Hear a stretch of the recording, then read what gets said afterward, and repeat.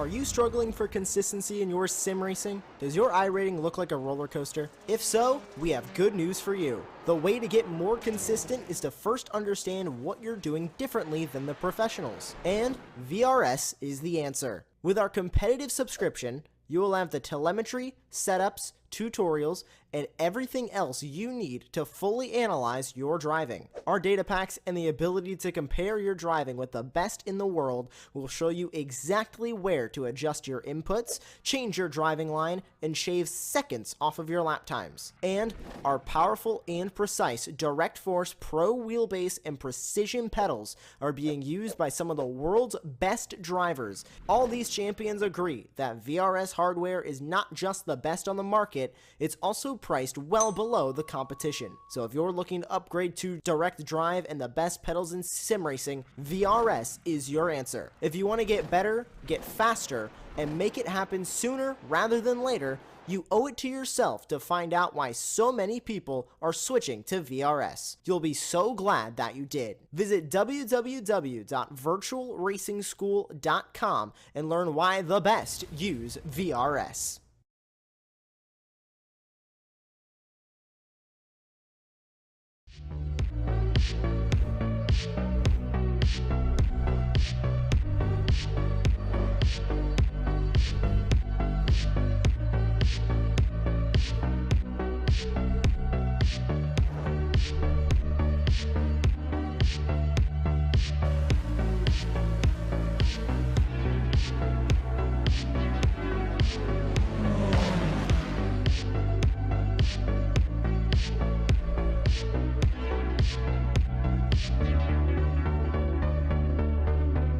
Welcome to the Apex Racing TV studio here at the Apex Racing Sim Center. We've been working hard preparing for our grand opening next month, but today I have exciting news for our newest Apex Racing League Championship, Season 2 of the ARL Truck Series. We return to the ovals for the first time in nearly a year and in some of the most popular stock cars on the sim. I'm going to go through some of the details for this series and why you need to sign up.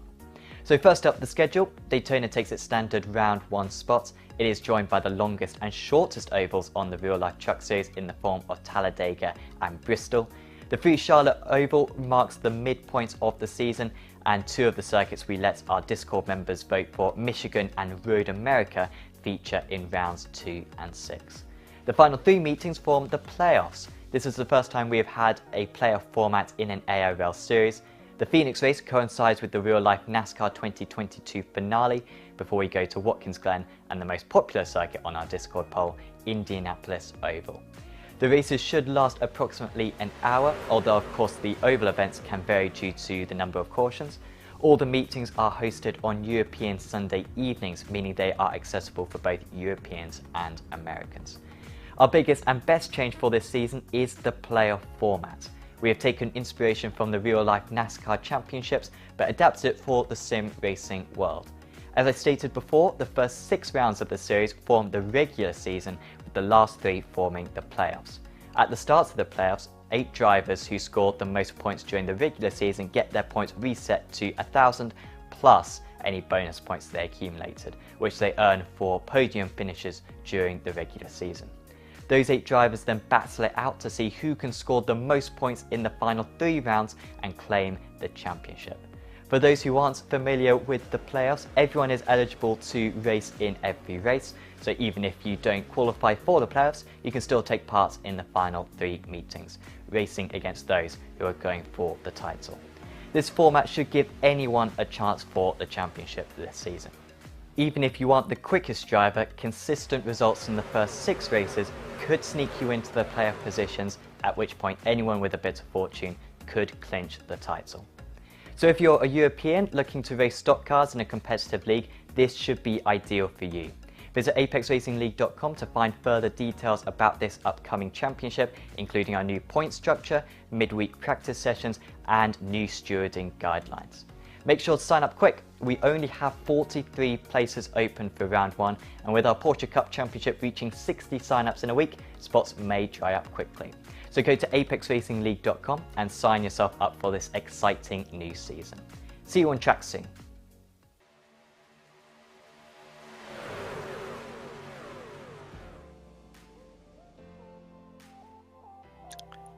after weeks on the ovals. Something a little bit different for the ARL trucks. It's time to take it to the road courses for tonight. Well, it's the last round of the season before the playoffs, where the top 8 will have their points reset and go head-to-head for the season to find out who's going to be the best driver this season. And tonight, well, a sign outside Road America's Turn 5 proudly declares the facility as America's National Park of Speed, and to be fair, it's hard to put forward a counter-argument towards that. Largely unchanged since the mid-1950s, when it was inaugurated, this 4-mile course has played the host to some of the country's most prominent road racing championships.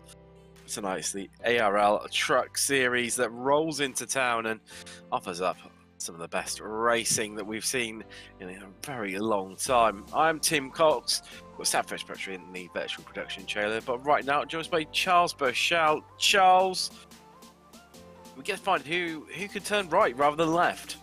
Yeah, absolutely. This is the wildest of wild card races. You know, we've had 2 super speedways, we've had short tracks, we've had our standard tri-ovals, and now we're coming in to do road course racing on quite possibly one of the most difficult road courses to drive, especially in a piece of equipment that is not necessarily designed for maximum downforce into corners. So it's going to be very interesting to watch.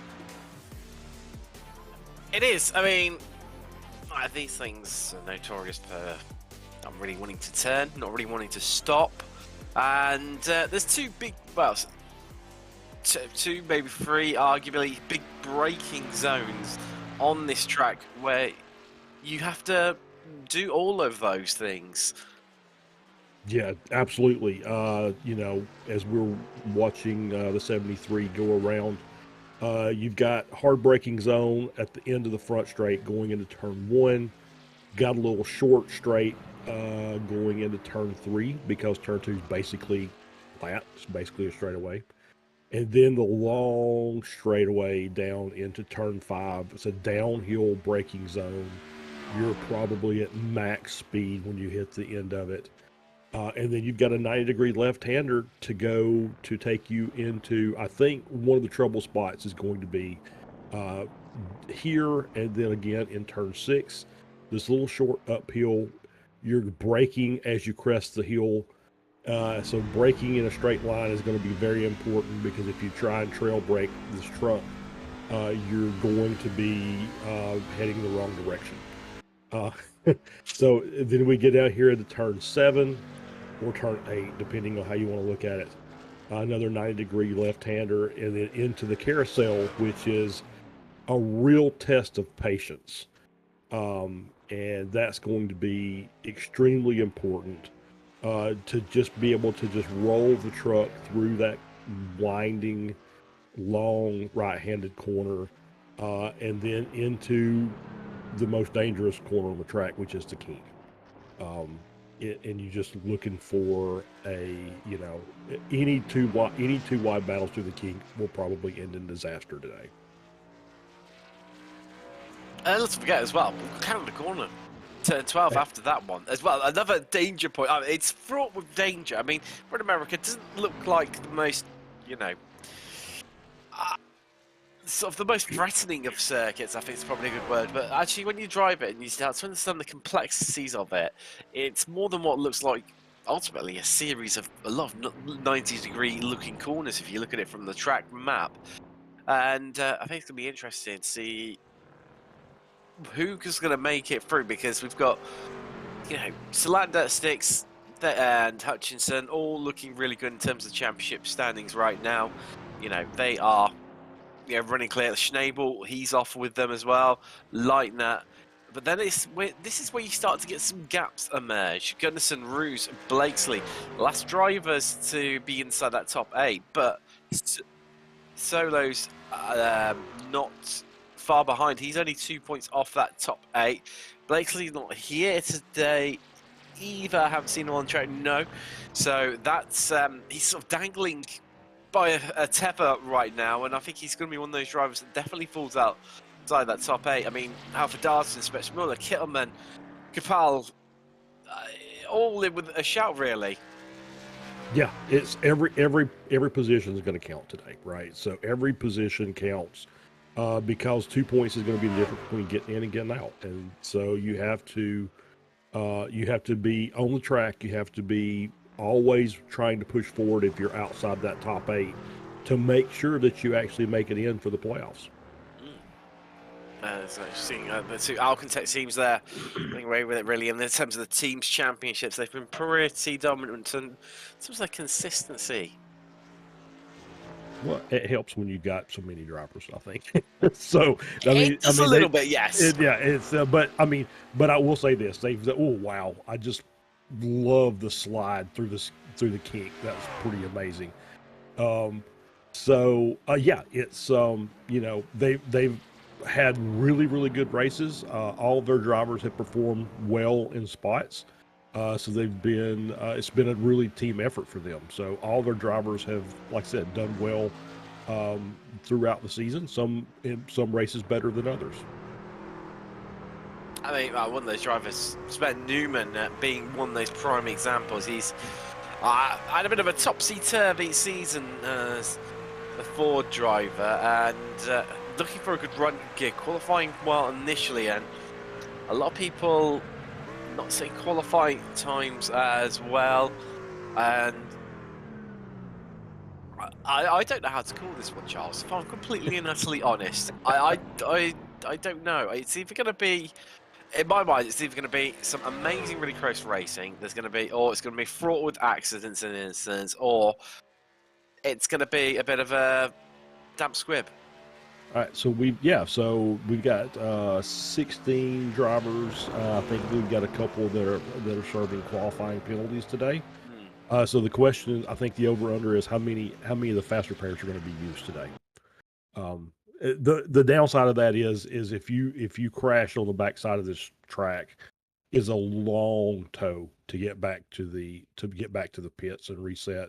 You are going to lose at least one lap, probably 2, just to get your truck back to the pits and get it reset. Let's run you through your grid here today.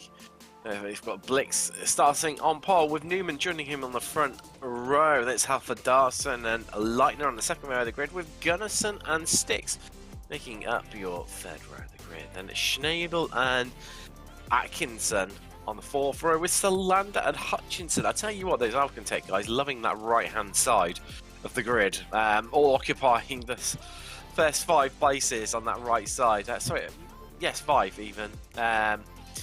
Solander and Hutchinson running at your top 10 on the 5th row of the grid. Then it's Sufi and Kittelman lining up alongside with each other, with Solo and, Kapal sharing the rows. Brown and Jason Nevery, they are on row 8, with row 9 Big Andrew Roos and Richard Spetsmuller. Mark Redford and Trevor Manus line up aside along one another on to run out your top 20 and the 10th row of the grid, with Caitlin Haydett, who had a cracking round last time out, but looking for a bit of redemption here. And Simone Sariano taking up to 22nd place and rounding out your grid. You mentioned 7 qualification bands, where Redford, Spetsmuller, Mignot, Sanchez, McManus, Regis Clark, obviously.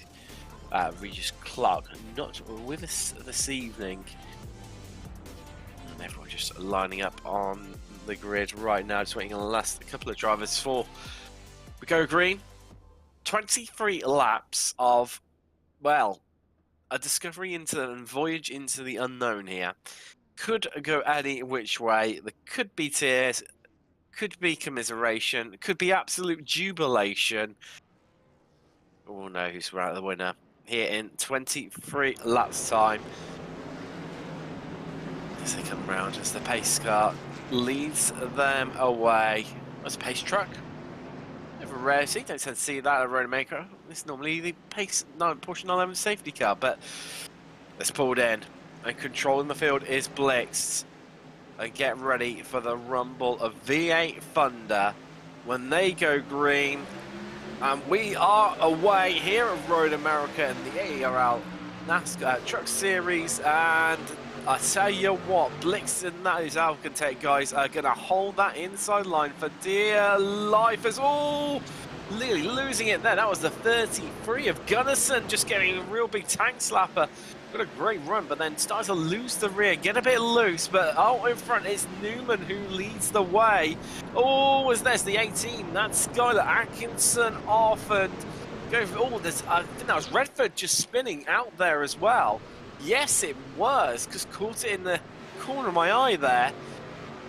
Oh, wow. The race is on now, down to turn 5, down the hill, 1 the points. Myself and Charles were worried about, is everyone going to make it through here? And, well, straight into another one of the danger hotspots where you go across the crest of the hill and onto the brakes once again. And, well, you can see everyone, front end's just twitching a little bit, and the rear's having a bit of a twitch there, Charles, as they try to negotiate it.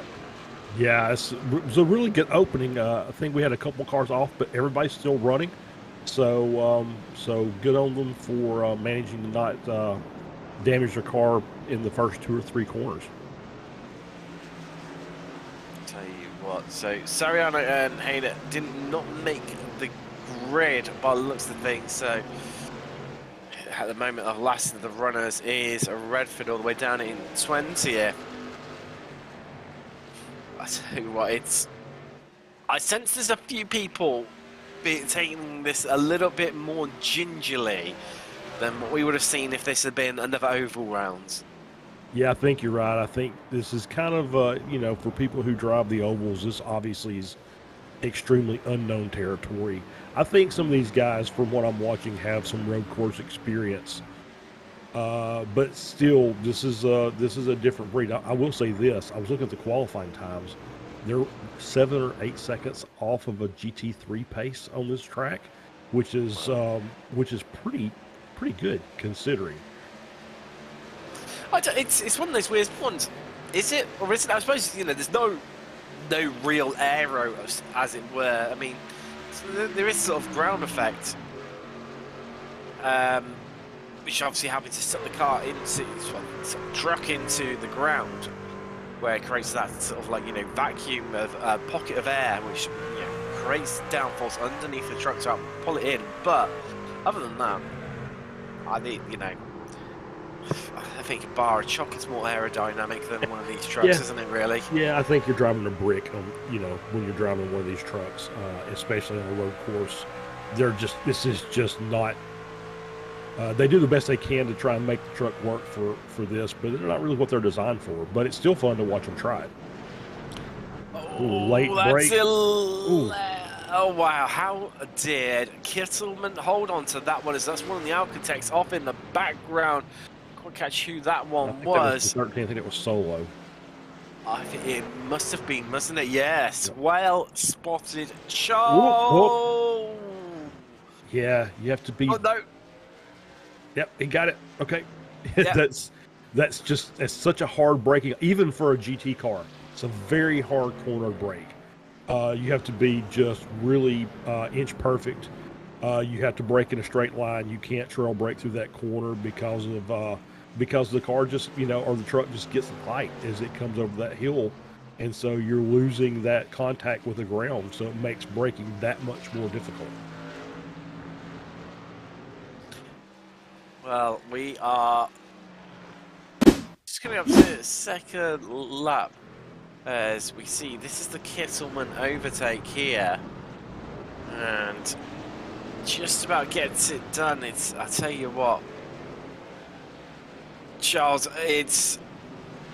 I don't know if I'd want to be those drivers out there trying to negotiate through this turn 5 and 6 because there's a big puff of smoke, and that is Solo carrying. Oh, that's the replay. That's the replay. I thought they were watching live pictures again, but so we ran off at turn 5. But yeah, through 5 and 6, I tell you what, it's.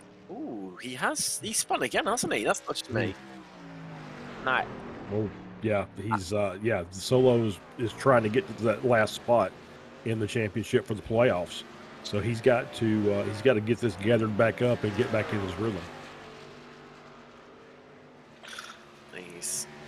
He's one of those drivers that's definitely in danger and needed a big round this week, wasn't he? And I mean, maybe just pushing that bit too hard, and that's what's incurred these mistakes. I mean, down in 20th, I think he's one of the drivers that misses the grade of that top 8. Yeah, and looking at this point, Halfa Dawson is running third. So as they run now, he would be in and Solo would be out. So, or at least Halfa Dawson would be ahead of him in the points battle. I'll tell you what, Kittleman, he's starting to feel a bit more adventurous, isn't he? He's starting to really probe at Solander right now and push and trying to find his way past us.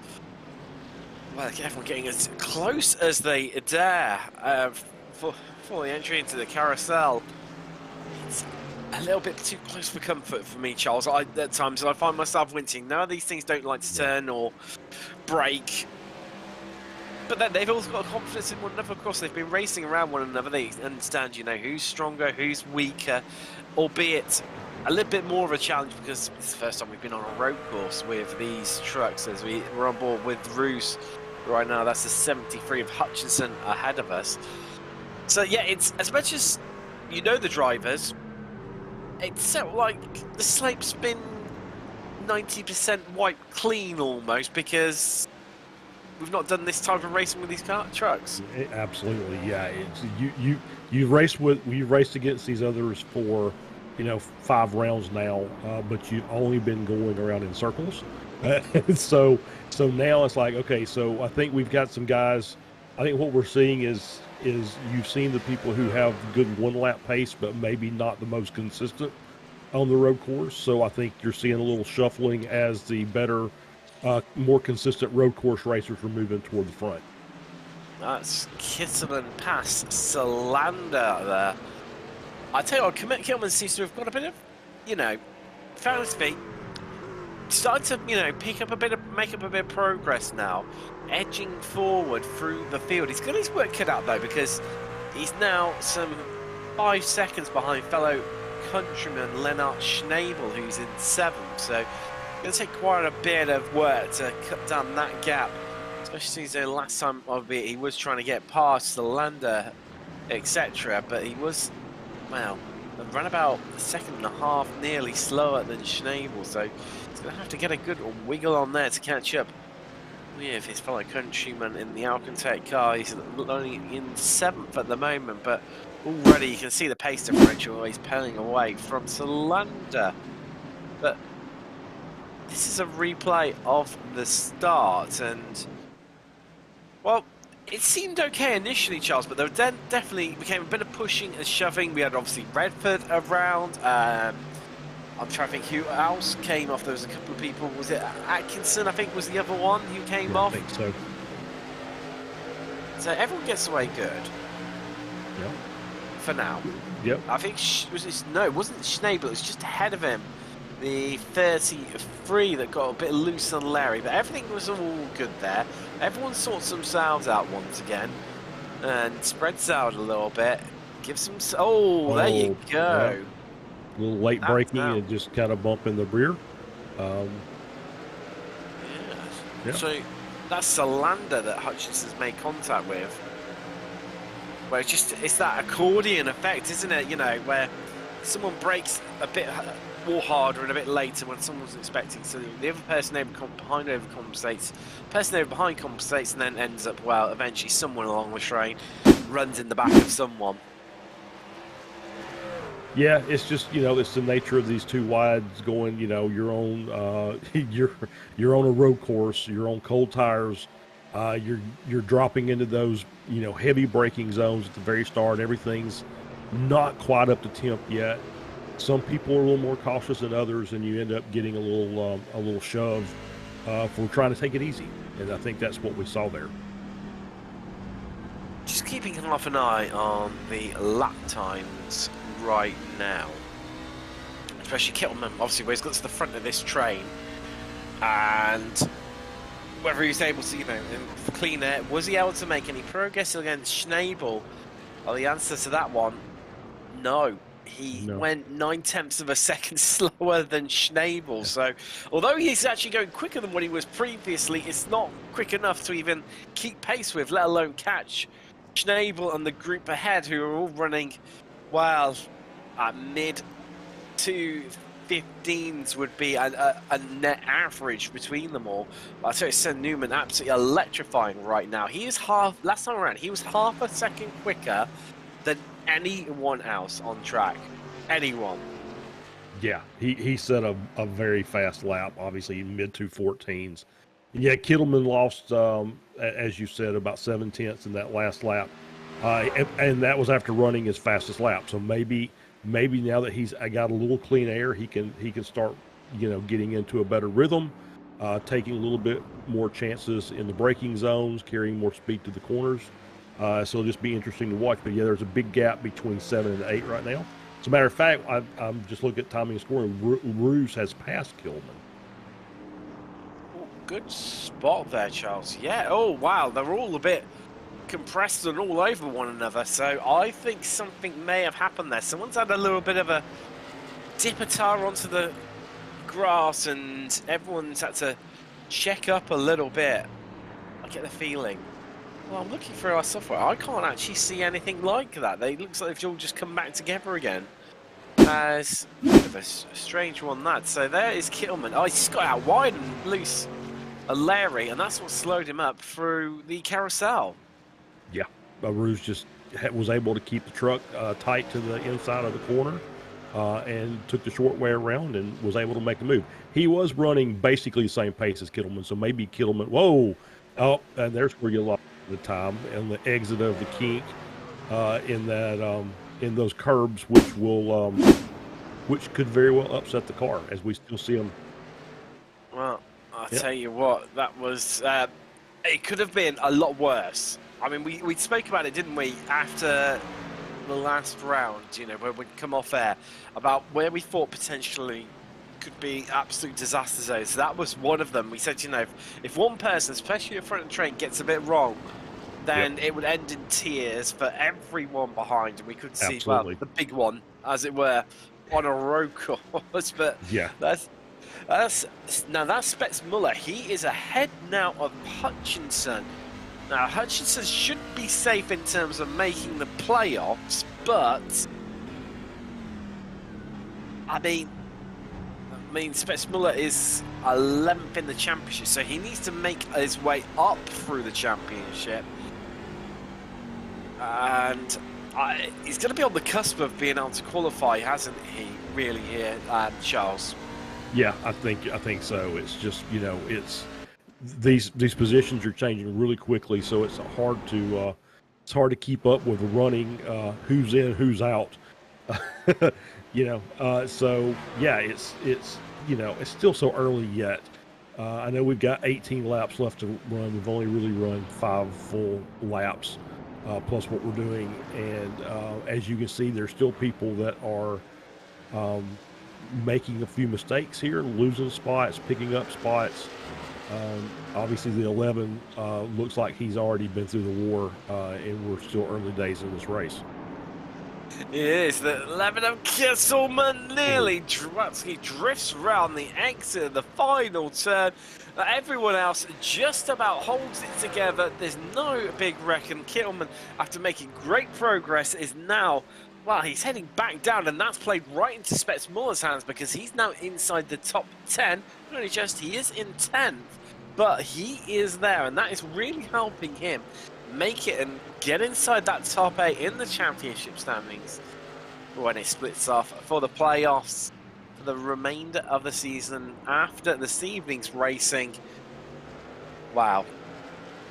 Well, this is evolving constantly, isn't it? I can't believe it. Kittleman was just ahead. He was light years ahead in terms of pace compared to the rest of this group. Got to the front of it, and then that one sort of mistake, and it seems to have really knocked his confidence as well. He's almost back in it. Yeah.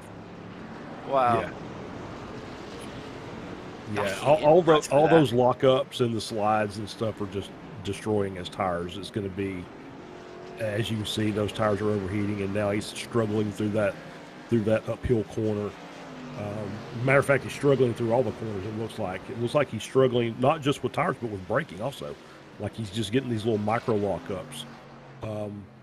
That's just compounding the issue, isn't it? It's then really putting more is. heat into the tires, and which is then can be making it easier to make a mistake, or so he's making a mistake far easier, so which is then putting more heat into those tires, and you can see he's approaching every corner like Bambi on ice. You know, his legs all over the place, can't get any grip whatsoever, and just about holding it together with the skin of his teeth. I will say this, thanks to Sam for throwing the graphic up as you see Roos on screen. And once he got past Kittleman, he's actually 7/10 of a lap faster than Schnabel over the last couple of laps. So he's of Kittleman. Something's happened to him. I've got it registered that he's had a bit of an upsie-daisy, so we'll see if we can bring what's happened to him exactly. Ooh, no. That's same place. Oh. But he saved it last time. Yep. He didn't this time. That's the engine gone, and he's towed himself to the pits. Yep. So now you get to sit and wait and think about that for a couple minutes as your truck gets towed back to the pits, and then he'll be taking his fast repair and coming back out on track, but way behind the rest of the pack. So maybe that's a good thing. Maybe it allows him to go ahead and get his fuel, and go ahead and get his fuel. Maybe take some tires while he's there getting a repair, taking his fast repair, and he can kind of reset himself and run clean, and maybe can do some pit strategy to try and work his way back up to the rest of the pack. I get the feeling though, Charles. I think that might be his evening done and dusted in terms of aspirations moving through, and I mean, 16 laps to go. It is a long time here at Road America, as mentioned, 4-mile track length, and I mean it's a long old lap. I mean, 2 minutes 15 being a quick time around here. But even so, I think time definitely not on Kilman's side. Definitely, I don't think luck is either. No, he's going to need a massive withdrawal from the luck bank to make it back in, to get enough points to make it into the playoffs. But we still got several trucks lined up going down through here into the kink, and it only takes one mistake, and you got four trucks in the pits. Very true indeed there, Charles. And I mean, what you could do with is a full course yellow. That would play right into his hands right now, but because we're not on the ovals, we don't have that luxury as well. Alpha Darson giving a bit of the old Scandi flick on the exit out of the final corner there, did the Scandinavian. That's we've seen. Not the way to go, was Kittleman is living testimony to definitely one way to dispose of all your rubber and all of the grip and build up all the heat into those tyres. But I tell you what, him, Leitner, and Sticks behind him. I tell you, Pascal Sticks, he's had a bit of a quiet race. He's only in one place, but he's had a quiet one. And these three are only separated by around about 1.5 seconds between the whole lot of them. Yeah, nice pass. Just Alpha Dawson went wide out of that corner and was able to get up underneath him. So yeah, sometimes quiet is good. That means if we're not saying your name, that means that that you're in a good position and you're not being talked about in negative terms. So sometimes quiet, especially if you're running in the top 5, is a good thing. Well, right now, Alpha Dawson, as things stand at the moment, he will be in that all crucial 8th place right now. Currently, he's sitting in 4th. I mean, it's one of those. What do you do, Charles? Because do you stay where you are? Don't risk anything, because it's going to get you its way. Well, does he even realise that? Because obviously, it's hard enough for us guys in the commentary booth to try and, break out the abacus and try and work out things on the fly. You know, it's as great as Sam's whispering, like where people are up to in our ear as we're moving along, to make us trying to sound half intelligent. But even so, I mean, do you just try and go out for the best result, or do you try and play it safe and just hope? Yeah. As well, that's a lightning mistake, isn't it? Because I've said that those three are getting even. Well, yep. Little Closer, there you wide coming go. out. Yep, in the gravel. And that's obviously these trucks are not even designed to do, corners like this.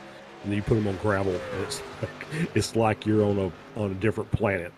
Well, So you say yeah, that, but they do go to the dirt ovals, don't they? They do Bristol dirt on. they do Bristol dirt for sure. I think there's a bit of setup tweaking that has to be done for that. Well, I'm guessing different tyres as well. I would think so. But no, I think the goal is, if you know that you got to work your way into the playoffs, you just try and get the best results you can get, right? Is you just try and push. Obviously, you have to be cautious to not to stay within your limits, but you have to be at your limit, for the entire race to get the best result possible. And right now, Alpha. So as things stand at the moment, Alpha Dawson's 8th. Spitzmuller is. Solo is 9th. Spitzmuller is 10th. In terms of the championship standings, if everyone finishes as they are at the moment, I mean, Alpha Dawson in. That's Hutchinson running in a bit too deep. Someone else who's maybe a little bit of a struggle with their tyres right now, as there's a few people started to struggle out there. I think we're reaching the stage where those good years are ready for the bin. Yeah, I think so, and I think this may be this absolutely is a 4-tire stop when these guys come into the pits for fuel. So yeah, Solo is well off the pace, running in 16th. He's in the same boat as Kittleman. They just need a miracle at this point to try and get into the playoffs, especially with Hoffa Dawson in P3. So yeah, it's just going to be tough. It is. It's rather than us, as they say, those that can't talk about it, those that can actually do it. As Blix throwing out the anchors, losing the rear wheel on entry there into the pit lane, doesn't care. He's come in for new tyres. Halford Dawson moves up to second. Sticks, Lightner all move up. Gunnison 2, and realistically, Blix is the first driver to blink and head into the pit lane of everyone that's not been an unforced pit stop. Yeah, it's kind of interesting. It's actually going to make this. Oh, here comes Solandra also. It's going to make the second stint a little longer than the first one. So it's kind of interesting how they're going to try and stretch these tires in the second stint. We're about to find out. Blix and Solandra in with teammates. Blix has come out in 14th, so that's a lot of time from it, but he's now got fresh rubber. That is Redford ahead of him, and we know Redford is no slouch whatsoever. So I think this is going to be a good benchmark to see how he gets on, how quickly he can get past, as this is side by side down the straight on the run down to 5, and wow, squirreling a plenty on the braking. The 73 more so than the 32. Hutchinson, well, he's had some great rounds, but I think this is one that he's not necessarily bringing the best of him out of it. No, but that was a great entry into the corner by Sufi. I mean, it was just smooth on the brakes. Truck never moved. Was able to get to the inside and make the pass. It was really well done. You could see the difference, couldn't you? Where yeah, you really could. He was, pretty straight, whereas Hutchinson was sort of wrestling with the truck, where it was like snaking to a stop, slithering around left, right, and centre, and well, somehow he managed to do it. I'm wondering if Hutchinson had his right sides on the curbs, if that was causing him issues getting into the braking zone. A Ooh. lot of times when you're in the GT cars, you actually want to kind of straddle that so the curb is actually underneath the car, so your tires are not running on it, so you can make a good wide entry into the corner. So maybe the curbs are really upsetting the truck. That is our leader in. That is Sven Newman in. Leitner, Gunnarsson carry on again. Likewise, there's Ruse, Alpha Darson, and Sticks. They come into the pit lane. Line astern. Got 12 to go. 12 to go. So, looking at this, I mean, Newman, but a complete disastrous pit stop. He should come out effectively back in the lead there. There we go. He's heading out. So, he's going to come out in front of all the trucks that have already pitted as up onto the jacks to change the right side of the tyres. Halford Darson Sticks. Also, Sufi, Capel and Redford all into the pit lane as well. So interesting. No, I'm sorry. So I just was looking at the timing and scoring. Roos has actually passed Snable on track. I don't know if, and he's got almost a 5-second lead. Ooh. That's well spotted there, Charles. He's really passed him, hasn't he? Yeah. I wonder whether a Schnabel come off somewhere.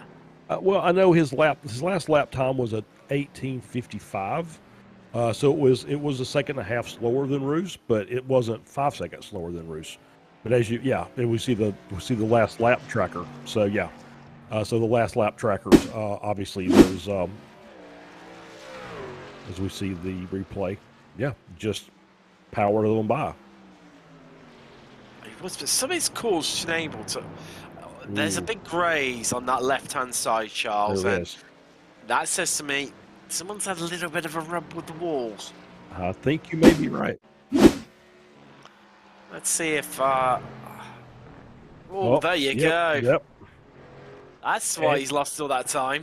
Yeah, and the kink. I think the kink is the winner for most notorious corner today, and it usually is, to be fair. Even in the actual road course series, the kink is probably the most dangerous corner at this track. Leitner into the pits. Gunnarsson carries on again. Now, do you get the bonus point for the lead lap in this championship? And that's going to help Gunnarsson. But, although when you get the bonus point, is it actually worth it? Because, well, there you go. It's a 73 off. That's Hutchinson. Hutchinson off there. He lost the rear into the final corner. And, well, that is a change for position. There you go. Yep. Just loose out of the corner. And then smartly comes into the pits for his fast repair and tires. Well, I mean, it was well saved by Hutchinson, let's face it, because that could have ended up in far more disaster. Schnabel into the pits too. The driver will be taking his fast repair after that, grazing with the wall up close and personal with the barrier on the outside of the kink. But see these pit stop strategies being played out right here. Blix was the first to stop of our top 8 out on track right now, with Newman, Sticks and Halford Darson in on the next lap. And then Gunnarsson, Roos, Leitner and Schnabel all just pitted. Sorry, no, Gunnarsson and Roos, apologies, they haven't pitted yet. Apologies about that. Leitner and Schnabel have only just pitted. This is work for Roos. He made it past Schnabel. This is going to be interesting. Yeah, absolutely. I'm looking at the pit stop strategy, and I don't know this graphic very well, but does that mean, does it look like they're a two-stop? That some of these trucks are going to have to come in? I think it should just be a one-stop realistically, because they're all pitting around now. It's 23 lap length. We've got 11 to go, so we're about a half race distance. So realistically, they're about on target, I would say, for a one-stopper, as that's Gunnarsson in. Roos is going to come in. Now, I do wonder, Charles, has Roos... Yeah, he wants the bonus point also. he wants to leave that lap, so he's going to stay out one more. But he's got less grip than what Schnabel has got. He does, but let's see. I'm looking at lap times. He actually Roos was gaining on Gunnarsson over the last couple of laps. Even, both of them obviously are on old tires. Yeah, so Newman just runs a 2:13.50 after his pit stop. So we will start seeing laps come in, and we'll see how Schnabel looks once he gets back around to the timing strike. Wow, Sven Newman just across the line, 2:13.49. That is, I'm just having a quick scan up and down. I think the next quickest lap is half a second slower. Yeah. And that's next quickest best lap, which goes to Eric Blix at the moment with a 2:14 dead. I think Sven Newman might want to be coming to take the trucks to road courses a bit more regularly than what we're going to be doing this season if it's going to carry on this sort of way for him. Yeah, absolutely. Or maybe he needs to be doing GT Americas also. You just never know. He looks like he's got a little. Oh, does he do? Oh, okay. So Sam with the spot, he actually does run in the GT Trophy Series, so which is probably a better time zone for him, to be fair. Yes. Being Scandinavian, it's well, actually, no, he's not. Apologies, he's from Germany. Sven obviously conjures up images of being up in the, Arctic Circle, 24 hours of darkness. You can't tell whether it's midday. Is that Salander off, and he's lost the place to Spets Muller, who's now up into 9th. So Schnabel's last lap is still on the board. It was his pit stop lap, so still don't really know what kind of pace he's running. I'm trying to look at the timing tower to see if I can see if he's gaining or losing. I was about to say, surely Roos will be in this lap. We cut to him. Nope, he's going again. He's going around one more time. And you can see the graphic there. Schnabel catching him a third of a second per sector. I'll make that 6/10 in the last sector alone. And this is what worries me, Charles. It's whether he just... And yes, I know he's getting these bonus points for leading laps, but it's actually going to be a net loss because he's going to lose out to Schnabel. Yeah, I think you can, obviously getting that bonus point for leading the lap's good. But when you're losing, 2 to 3 seconds a lap to your rivals, not a good thing. Obviously, you can only get away with that for so long.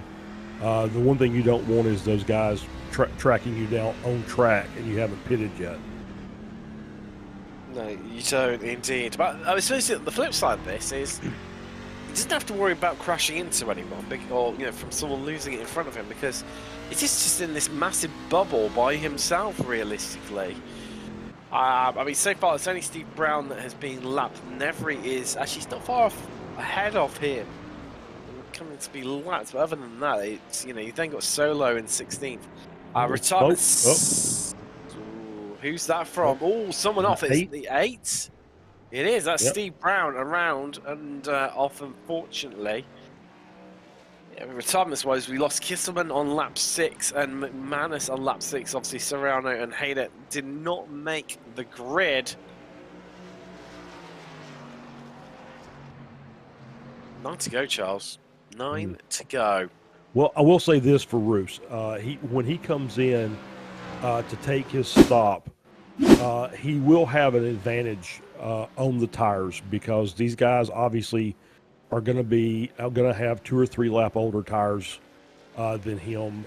So he's going to have really good pace right out of it, and maybe that's and then he should have better pace at the end of the race, assuming he doesn't make a mistake. And he looks like he's in the pits now. It does look like that. Finally giving up on those tyres. And the 48.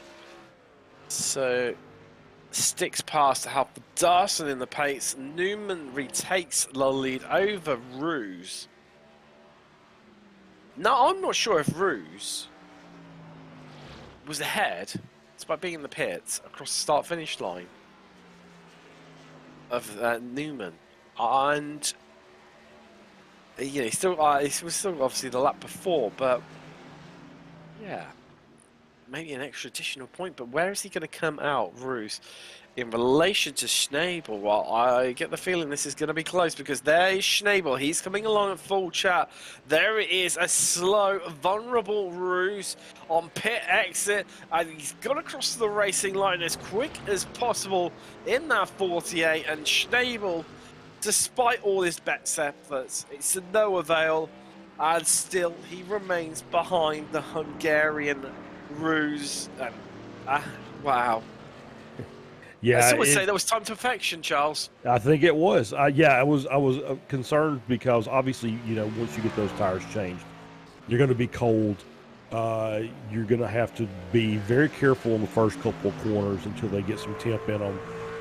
So he was very vulnerable there, but he did a great job. He stayed ahead. And I'm going to just kind of watch and see if he actually can make up a couple more spots before the end of this race is over. 8 to go, so it's still going to be interesting. I think he's going to have better tires for the remainder of the race against the rest of the field. And wasn't Sticks? It was Halfa Dawson coming out, taking all the track and then some, trying to get around these corners. Get the feeling we're only a moment, you know, an inch or, you know, a foul away from it being someone sticking in the wall, ending in disaster and tears for someone. I don't know quite it's going to be. I mean, obviously it's all settled down now. But obviously they, you know, got used to having no grip whatsoever. Came in, new tyres, then got the, you know, back up to grip, all excited and rejuvenated. Off they went again. But as they start to push in these latter stages, as Redford's had a bit of an incident somewhere out on the track, and I tell you what, Leitner is right onto the back of Halford Dawson right now. Only 2 temps separating the pair of them, and then equally Sticks is only 9 temps up the road from these guys. Yeah, it seems to be the biggest battle on track, and yeah, Leitner's just kind of looking around to see if there's a place to go. Obviously, you're getting a really good draft down these straightaways, especially when you're that close. But then, you know, once again, you pull out, you've got to be able to make that pass stick. He's going to try looking inside, no go. Halfa Dawson did a great job on the brakes there to just, you know, kind of outbrake him going down into the corner to keep him from making the dive to the inside. That is so low. I don't think he's going to make this. He needs to get into 9th to qualify for the playoffs. Lies in 16th. Yeah, distance between himself, Charles, and 9th is 47 seconds. Yeah, that's a tough hill to climb with 7 laps to go in the race. And looking at his laps, I mean, he's running 2:17s. So he's running, and the problem is he's running about the same pace as the cars in front of him. So he's going to need. I mean, it would have to be catastrophic at this point for him to make it up into 9th to get to that final spot. You never know. Stranger things have happened, but the odds are stacked against Solo right now, and I can't co-commentator there, Charles Blachell, just making it sound like it's only a hill to overcome. For me, that seems more like a sheer vertical cliff face rather than who was that wide? That was Kapal losing the rear and holding it together somehow. Well, I'm about to read my words here. Obviously, 48 seconds would be almost impossible, but to be fair, he really only needs, I think, Halfa Dawson to have an issue, right? So that one person having an issue changes everything, right? So it may be that, you know, Halfa Dawson or one of the other guys who's trying to fight Spitzmuller trying to fight to get to that last spot. If they have issues, then that changes the game completely. Even though, then, if these three, say, take themselves out, it's still not enough for Solo to get himself up into ninth. It's 7th place he's got to make up. Oh, well, No. I thought Atkinson was coming into the pits there, but no, as we just see, Pascal Sticks in the Toyota running very wide there. So this is where we were at coming into this round. So Solo. yeah, so Solo's should, based on his even in 16th, should pass Blakesley because Blakesley's not running today. So I think he gets enough points to jump him. So really, it's just finishing ahead of Hoffman-Dawson and Spitzmuller and Kittleman. So he doesn't have to have all the rest of the guys fall out. He's just got to have a couple of those guys fall out or fall back. As things stand, Charles, I think from that, if we try and then pick that apart, Halford Elson, he's out in the front. You know, he's currently running in 4th. I don't think the way he's driving today, I don't think he's going to move from there. I don't think so either. I think he's really running a great race. I think he's going to be okay. He's a half second behind Sticks. He's not really trying to push to get ahead of Sticks because he doesn't need to. And even if Leitner passes him, I think he's still in a good spot. So he's not really worried about it, and there's nobody else really around them. So it's just making sure that he doesn't get spun on somebody being too aggressive or somebody being too cautious and then checking up or something like that. So yeah, it's just a matter at this point of just him trying to minimize the mistakes. Ooh, like that. As we said that. Yep, he's still fighting it. Well, it's like he's at a rodeo there on bucking Bronco. The front end was going, the rear was going, then the front was going, and he just had to completely get out of the accelerator. I mean, he only lost about a quarter to a third of a second there, which is pretty amazing, seeing as though he was in and out of the throttle like a fiddler's elbow. Yeah, he did a great job of managing to keep that truck headed in the right direction, and it was fighting him every inch of that corner. Well, I think it was even more than every inch, really, wasn't it? It was every down to nanometer, I'd say. I think you're right. It did not want to go through. It didn't know if it wanted to oversteer, understeer, both.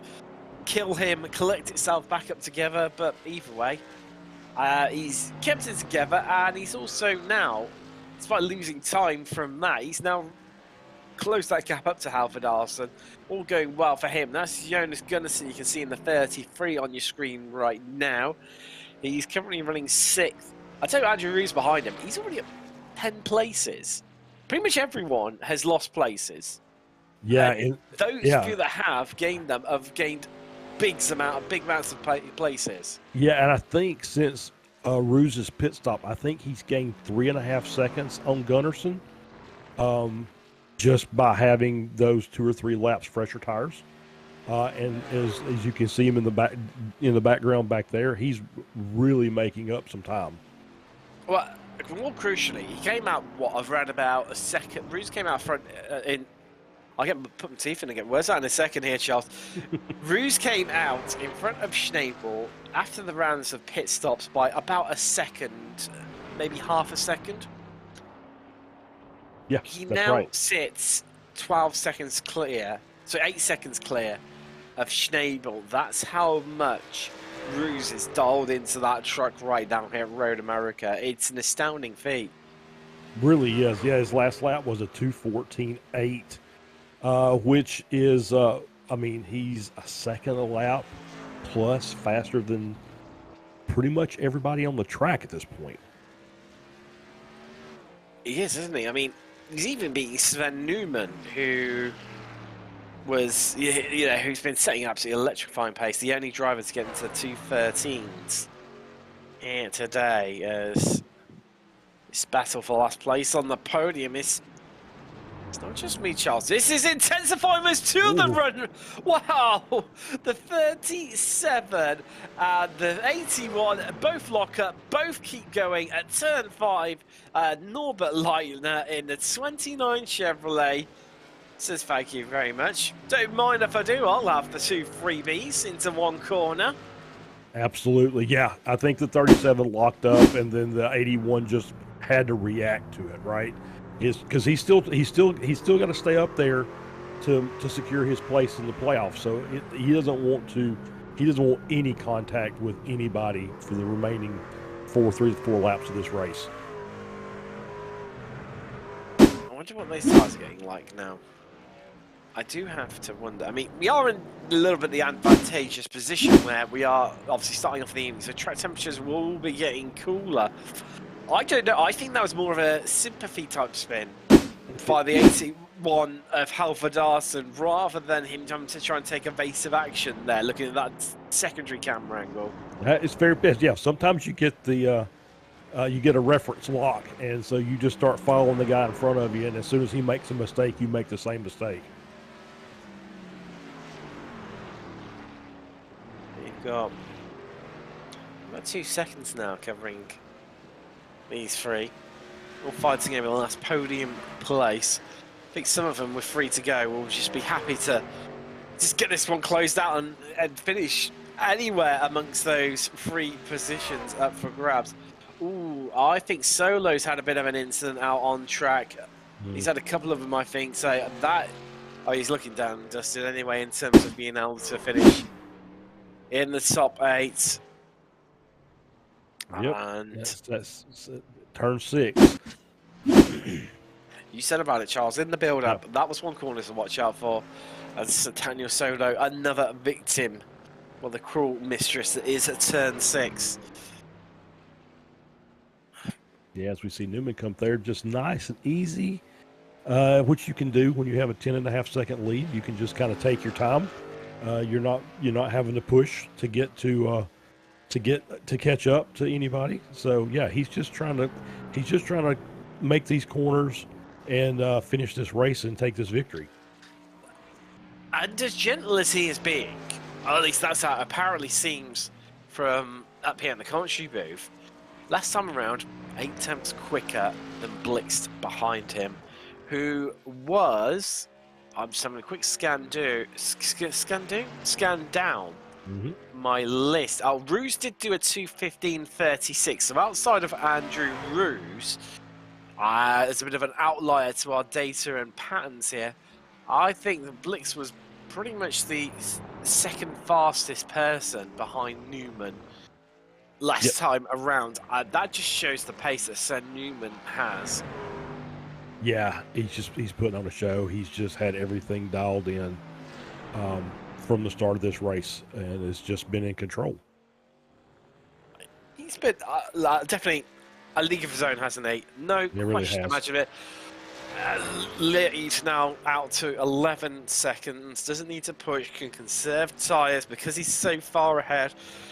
You just get to this stage of the race, don't you, Charles, when you have such a big lead that it just starts to build on itself just without you even trying, because you're not having to push to stay ahead or to catch up to someone. You can ease off the tyres, which invariably means you are then driving a bit quicker, weirdly, because you're not overdriving the car. Yeah, it's the whole NASCAR slow in, fast out theory, right? You slow into the corners so you can go fast out of the corners, and really helps with this track because you're really chaining. It's kind of like driving at Le Mans. There's more elevation here, obviously, but you're running these corners to chain the straightaways together. So you're trying to maximize your pace down the straight. So you're just kind of easy braking in, rolling the corners to get to power on to get down the next straightaway. And by doing that, you're not overworking your equipment. You're not overheating the tires. You're not overheating the brakes. And you end up actually running faster laps because of it. I think a lot. Well, you can hear Roos just really feathering the throttle there, coming down into 5, and almost coasts through the corner, like sort of almost sends it in, floats the car through, gets it straight, and then thinks about putting the power down in his truck. Yep, and he's within 2 seconds of Gunnarsson in front. So he's made up that 8-second gap down to where you can. I mean, he'll be looking to get this spot on the last lap, I think. We've only got 2 to go here in round 6 of the ARL Trucks Series. Of course, the next one will be a road course. We'll be in a couple of rounds' time when we visit Watkins Glen. I've seen next time out. We're back on the ovals with Phoenix. Before we've got the Watkins, as we mentioned, and then rounding out the season, round 9, back on the ovals, Indianapolis, as I thought Roos was going to run a bit wide there, held it together, just about got it slowed up in time as white flag in the air, 1 lap to go. Newman in the 7 Ford has taken that flag. Just needs to bring it home. I mean, he's pulled out another second over Blixt. Very much. No, I'm not going to say it. I think he's got too much of a lap to go. Don't. I think Roos just has got the bit in his mouth. He sees that guy. He's smelling blood, and I think he just kind of overcooked Canada corner a little bit, trying to be too aggressive. Schneeber's been a bit of a disappointment for me today. I expected bigger things from Lennart Schneeber today. I thought, I've seen him numerous times in the ARA F3 Super Series, and it always runs well. Always, really good, strong pace. I thought, Lennart, I think he could do well here. I think he could be a bit of a dark horse. Maybe not a dark horse, because I think actually, he's got warranted pace on merit. But even so, I think him and a few others are going to be disappointed by their performances here today. Yeah, I think you're right. I think there's a lot of these guys, kind of pride themselves on putting in the work to prepare for these races. And, when you're a front runner and you're in the high in the championship points, you end up with a P8 out of this. You probably don't feel satisfied by it. Well, there is Sven Newman, not long left at all. Only 1 more corner to take before he heads towards the finish line of what has been an absolutely flawless race. Oh, I thought I'd curse that one there as he had a big twitch and a big moment on the exit of the final turn. But you went out here today in round 6 of the championship from Road America. Sven Newman, take a bow. What a race from him. Absolutely astounding. That was pretty picture perfect for Sven. I mean, that was a great race. Obviously, the class of the field was showing it from qualifying on. I mean, when he set that benchmark of a lap time as across the line, with Blixt second, Leitner's going to pick up that last podium position. And, oh, hold on. I think, just checking my records here. I think, because Blixt started on pole, didn't he? And up until, well, so far this season, whoever had started on pole had never even finished on the podium before. Blixt has now broken that duck. It's only taken us 6 rounds, but he's managed to do it. Yeah, I mean, that's a great job by him to get to manage to stay in the top 3, especially with the pace that Newman had. But as we can see, you see a little celebration going on. So great job by him. Absolutely. Still not one able to quite convert it from a pole position into a win, but onto the podium definitely is a stark improvement, and one everyone will be happy with indeed. Let's start to wind down a little bit now and make our way through and around Wow. Wow. It's what has been a... Well, we knew it'd be challenging for so many of our drivers. But they have managed it, and what's some real disappointment here. Some people are going to miss out on the playoff places who feel they should have been there. Others are going to be in there who may not have even expected it. Getting a little congratulations from his teammate Sticks in the 37. I think to finish P4, so P1, P4 for Core Sim Racing. So great result for the team. It's a really strong result for them, and what it's been. I mean, they're so imposing with all of their, with their liveries having so many teams in this championship, Alcantech. But I mean, it's they've always been there or thereabouts, up in the top places. Each variant of the team. But Core Sim Racing have definitely been the ones to watch as Newman heads up to the start-finish line. I feel some donuts coming on. And he is your winner here today in round 6 of the ARL Truck Series. Blix finishes in second, and Norbert Leitner finishes in third, and last of the podium places, with Sticks, as Charles mentioned, finishing in fourth. Newman's teammate Halford Dowson comes there in fifth, with his teammate Gunnarson behind him in sixth. Andrew Roos, well, what a drive from him to finish seventh, up 10 places in the end. Schnabel 8th, Spitzmuller, he was up 9 as well to finish 9th.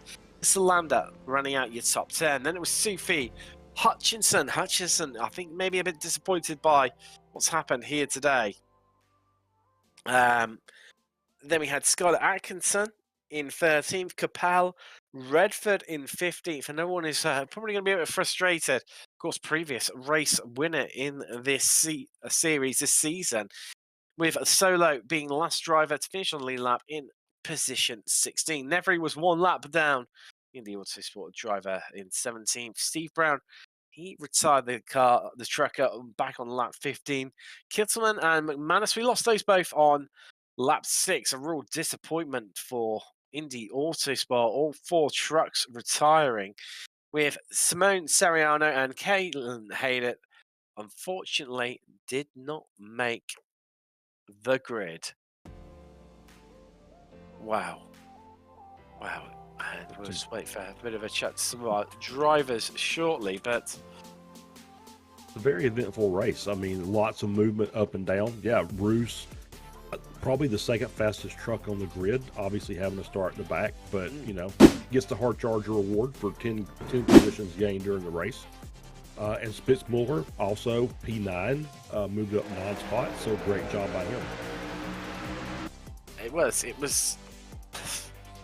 I mean, obviously starting from the back, it's always going to look a bit more impressive. Like you gain a lot more places than maybe what you actually have. But having said that, you still got to take those opportunities when they're presented to you. Make your way through the field, and he managed to do it. And I mean, credit to Andrew Roos, but you do have to wonder if he hadn't had that quali ban, if he had started near the front near Newman, I think it wouldn't have been as comfortable for Newman as what has appeared. Yeah, I think you may be right. I think it would have been much more challenging on the front of the field if Roos would have had a chance to qualify and start up near the front. So I think it definitely would have been, and we're just waiting for one of our drivers to pop in and have a bit of a chat with them. And I need to depart slightly early to go and cover some Formula 3 at Zandvoort that I'm sure won't be half as entertaining as what we've had all season long here in trucks. Talking of entertainment, if you want a bit of light entertainment and finding out the latest news on sim racing world, make sure you tune into the Late Apex episodes every Monday with myself and Sam Fitzpatrick. Have controversial opinions, reviews, discussions, games, and much more to feast your eyes and ears on with delight, and at least something like that anyway. Charles, I mean, next time out, it's looking like could be a bit of a back to the status quo, back on the ovals.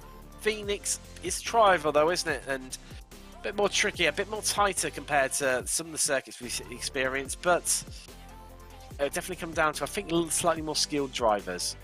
Yeah, Phoenix is a tough track. You know, it's kind of it is a triable, but the turn 2 is always a challenge there. You're going to see lots of lines being taken by everybody, but it's a fun race to watch. I'm looking forward to it. And yeah, it's back to status quo, at least for a couple of weeks until we go to the Glen. I'm looking forward to it. I always love Watkins Glen. That's in a couple of weeks' time, but well, there's no drivers to have a chat to. I think we're going to round things out here. And from myself, Tim Cox, Charles Pichel and Sam Fitzpatrick, thanks very much for joining us. Coming up on the channel, we have got IGP Fun F3. As I mentioned, I'll be hopping across to that one from Zanfor. Also, SRF Weekend Warriors. That's not long kicked off at Virginia International Raceway. That was an amazing race last season.